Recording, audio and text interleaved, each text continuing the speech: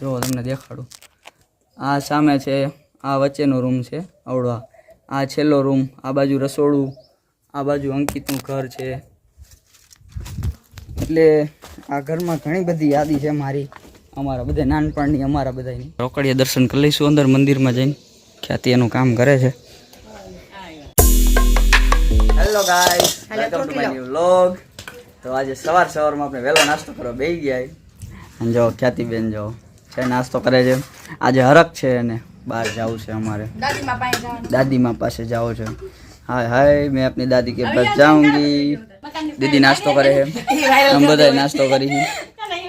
શું છોકરાને વિડિયો કરતા ફાઇલ કરતા હોય, એની દાદી પાસે શું વાત કરી, મકાનની ફાઇલ માંગે કે નહીં જોઈ. તો વિડિયોના એન્ડ સુધી બન્યા રહો કે આજે ખ્યાતિબેન જાય છે એમના દાદી પાસે અને શું વાત કરે છે હું તમને બતાવીશ. ફાઇલ માંગે ને તો સમજવાનું છે, આની યાદ શક્તિ હે, નો માંગે તો સમજવાનું યાદ શક્તિ હોય કે ઉંમર થઈ ગઈ છે કે નથી થઈ એમ. તો બતાવીશું આજે તમને બધું. આપણું નંદી આવી ગયો છે અને જો આમ જો મોઢું ભરાવીને આવતું રહ્યું. જો સેના વાળું પોદરા વાળું છે. બીજા કોઈક ઢોરા બાઈ જાય છે ને ત્યાંથી ઉભર દી હાલ તને બેન હમણાં દી રોટલી હાલ. હમણાં નવરાયો હતો અને બેને કાલે જ નવરાયો હતો.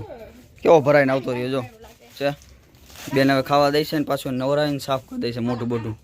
જો કાલ નવરાયો આપણે ભાઈને, બેનને ખાવા દઈએ અત્યારે. હવે આમથી રખડીને આવતો હતો, આમ બધે આમ આટો મારી આવે સવારે ગંગાની જેમ. હવે આપણે જઈશું, તૈયારી કરશી જવાની. ખેતી તૈયાર થઈ જાય હે.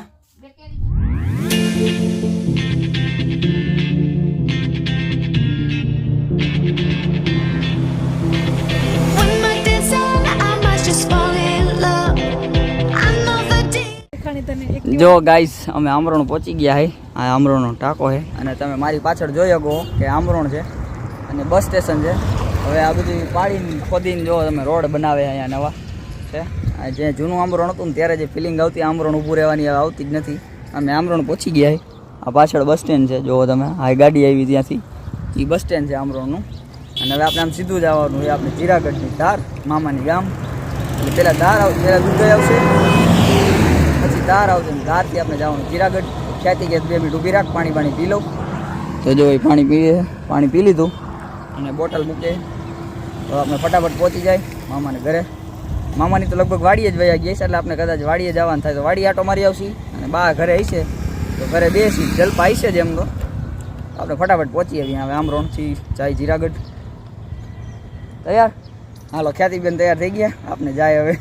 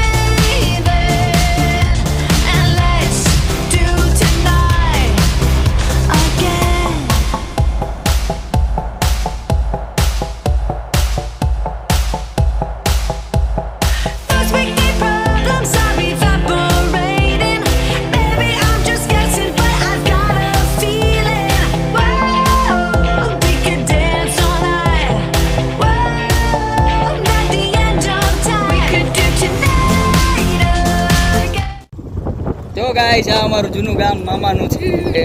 તો અહીંયા અમે નાના હતા ત્યારે રમતા હતા. આ સુમારટનું ઘર, હનુમાનજીનું મંદિર આવી ગયું, રોકડિયા બાપાનું. જો તમે પહોંચી ગયા અમે રોકડિયા હનુમાનજીના મંદિરે. આ તમારું જૂનું ઘર, આ જો અમારું જૂનું ઘર, આ જો અમારા મામાનું જૂનું ઘર. આખડા બાખડા થઈ ગયા. અહીંયા કેવા પેલા બેહતા ને ડેલે આપણે. તો જો ગાઈસ અમારા મામાનું જૂનું ઘર છે, જ્યાં અમે નાના હતા ને તે હું ખેતીને બધા રમીને તોફાન કરતા હતા. હવે આ બધી એક યાદ બની ગઈ છે અમારા ઘરની છે. અત્યારે જો કેવી કન્ડિશન છે આપણા ઘરની મામાની. આ કુંડીમાં હું બહુ છબછબિયા કરતો હું. શું પડ્યું પાંદડું. જો આ ટાંકી કેવડી હતી ને કેવડી લાગી અત્યારે છે, ખંડેર થઈ ગયું. આ મામાનું ઘર, જૂના દરવાજા, એક ધાર્યું. અહીંયા આપણે ચૂલો હતો, મામી આ બહાર રોજ રસોઈ કરતા, આપણે એની બાજુમાં બેસતા. અહીંયા ઝાડવા હતા.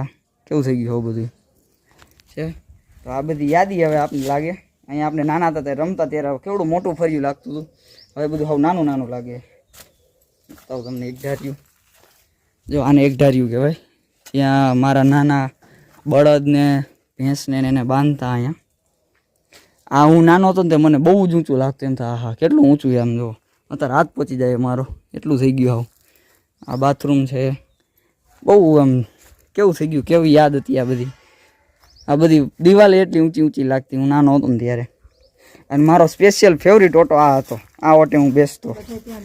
અને જે આ ખ્યાતિબેન રહ્યા ને નાના હતા ત્યારે અહીંયા બેસતા, રોતા અને પગ બહુ પછાડતા આ ઓટા ઉપર જ બેસી. ત્યારે હું એની બાજુમાં બેસીને જોતો. આ દરવાજો છે ઘરમાં જવાનો, મેન ઓસરી છે, જો તમને દેખાડું. આ સામે છે, આ વચ્ચેનો રૂમ છે અવડવા, આ છેલ્લો રૂમ, આ બાજુ રસોડું, આ બાજુ અંકિતનું ઘર છે. એટલે આ ઘરમાં ઘણી બધી યાદી છે મારી, અમારા બધા નાનપણની, અમારા બધાની. અને આ હનુમાનજીનું મંદિર જે આમ અહીંયા રમતા અમે બધા, અહીંયા હતા નાના નાના હતા ત્યારે. આમ આપણું ભાઈબંધનું ઘર છે. આ લીમડાવાળું ફર્યું કહેવાતું. આ મામાનો જે ઘાસ પૂસ ભરવાનો સ્ટોર રૂમ હતો એક ટાઈમમાં છે. અને આ ફરિયામાં અમે નાના હતા ને તો બહુ રમતા. અને આ લીમડો વર્ષોથી હું જોઉં છું, આમના જ છે, 20-25 વર્ષથી તો હું જોઉં છું આ લીમડાને છે.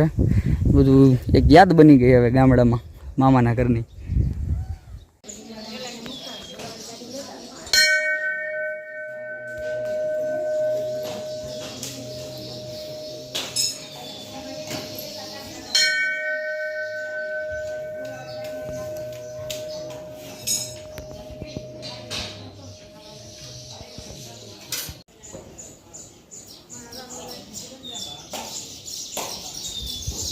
આ જૂનું મંદિર છે સ્વામિનારાયણ ભગવાનનું.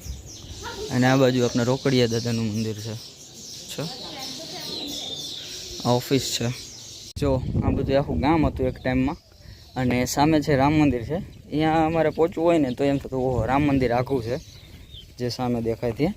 પહેલાં આમ શેરીમાંથી આવવું પડતું, પછી અત્યારે જે હું ઊભો છું ને ત્યાંથી લઈને થારની સામેથી શેરી જતી. આ શેરી હતી, અહીંથી આમ સામે શેરી જતી ત્યારે આમ સામે. એટલે રામ મંદિર ચોખ્ખું દેખાતું આપણે ત્યારે શેરીમાં ઊભા રહીને. એટલે પછી આજે ગોલાઈ વરે છે ને સામે, જો આ ગોલાઈથી આમ સીધું આપણે જાય ને એટલે પહેલી બાજુ ગામના પાદરે પહોંચતા આપણે. આખું ગામ હતું આ બધું જ્યારે હું નાનો હતો ને ત્યારે, મારા નાના હતા ત્યારે. અને અત્યારે આવું ખંડેર થઈ ગયું, ગામનું નામ નિશાન નથી અત્યારે છે, ધૂળ માટીના ઢગલા જ થઈ ગયા અત્યારે. અને આખો આ બધી જગ્યા હવે ડેમમાં આવી ગઈ સરકારની, કેમ કે મંદિરવાળાની જેટલી હતી એટલી મંદિરમાં આપી. બાકી જો સામે ટાંકો દેખાય છે તમને બતાવું, તમને ઝૂમ કરીને. જો આ ટાંકો દેખાય સામે પાણીનો, એ ગામમાં પાદરમાં હતો ઠેઠ.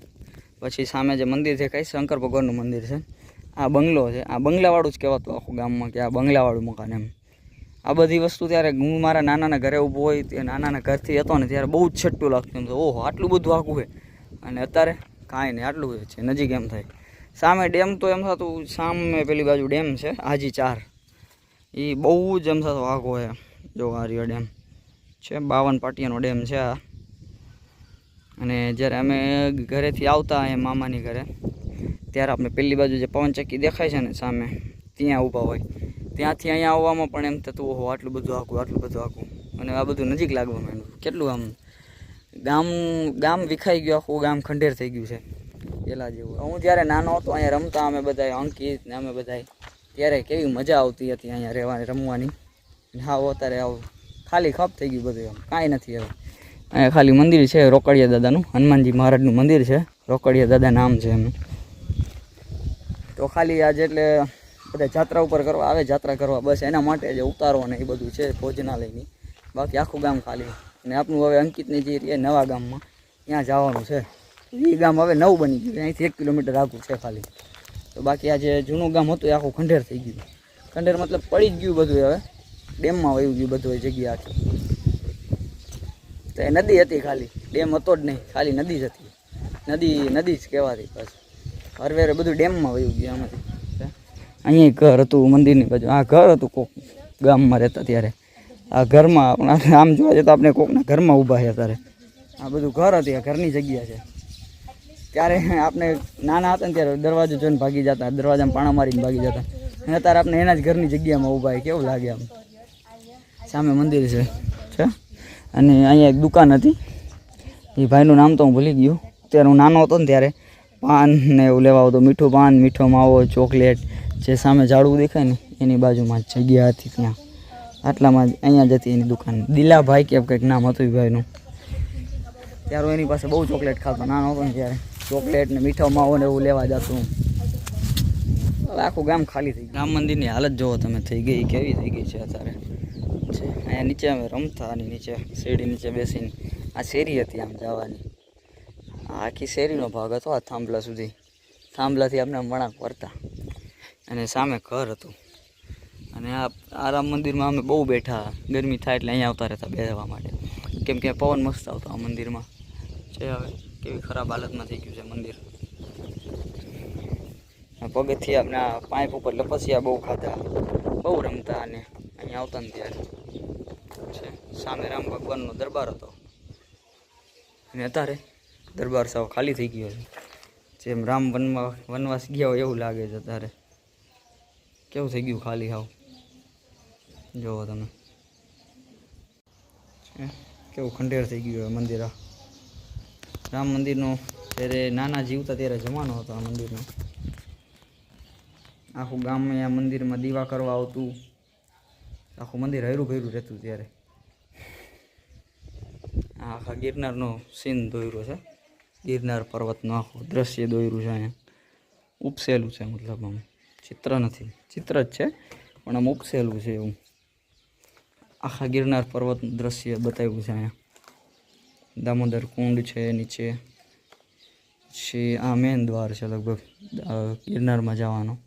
ત્યાંથી આમ જે રીતના પગથિયા છે એ રીતનું જ બધું બનાવેલું છે. સામે છે લગભગ શાયદ અંબાજી મંદિર છે. અંબાજી માતાજીનું છે. ગુરુ ગોરખનાથ બધા મંદિર બતાવ્યા છે આમાં. તો ગાઈસ અત્યારે અમે મામાના ઘરે, અંકિતના ઘરે પહોંચી ગયા. ફોન ક્યાંથી ભાઈ થઈ ગયું એકલી અંદર ન જાઉં એમ કહીએ.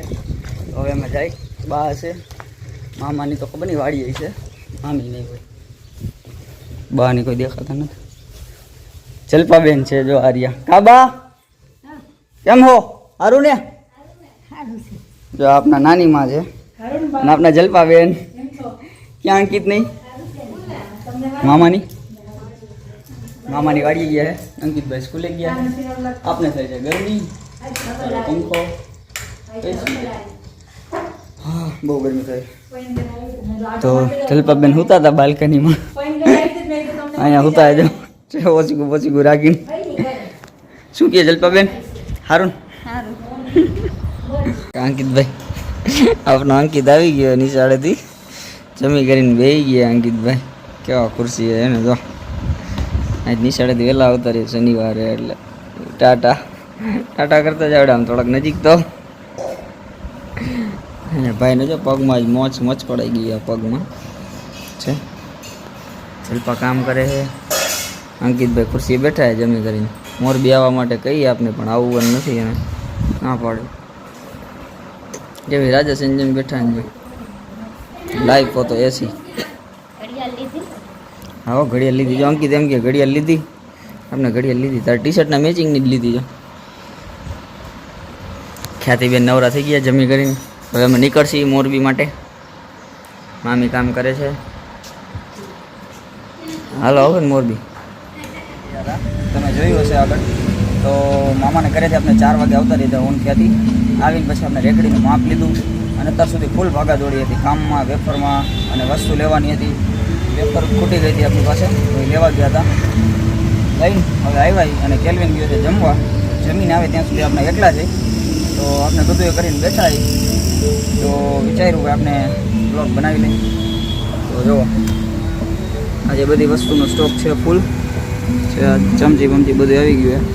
અને અહીંયા જે ઓલી રેકડી હતી ને ઉપડી ગઈ આપણી પાછળ જે હતી એ કોક હતું એ લઈ ગયા. એમની ખુદની હતી જે ભાઈ હતી એ લઈ ગયા. તો આજના બ્લોગ માટે બસ આટલું જ. મળીએ નેક્સ્ટ બ્લોગમાં. ત્યાં સુધી અમારી ચેનલને લાઈક, શેર અને સબસ્ક્રાઈબ કરો.